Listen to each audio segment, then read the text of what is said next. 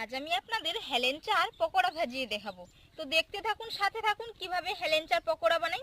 এই যে হেলেঞ্চা নিয়েছি, তো এবার আমি একটা বেসনের গোলা বানিয়ে নেব।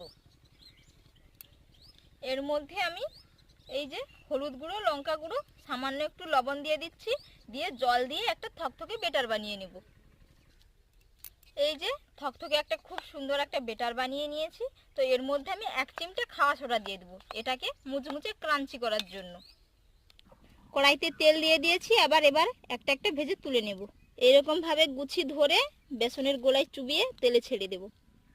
এই যে সাইজটা দেখুন, ফুলে ফেপে কত বড় বড় হয়ে গেছে। তো এবার আমি এগুলো তুলে নেব। এই যে ভেজে নিয়েছি, এবার আমি খাবো। আজ আমি আপনাদের হেলেঞ্চার পকোড়া ভাজিয়ে দেখাবো।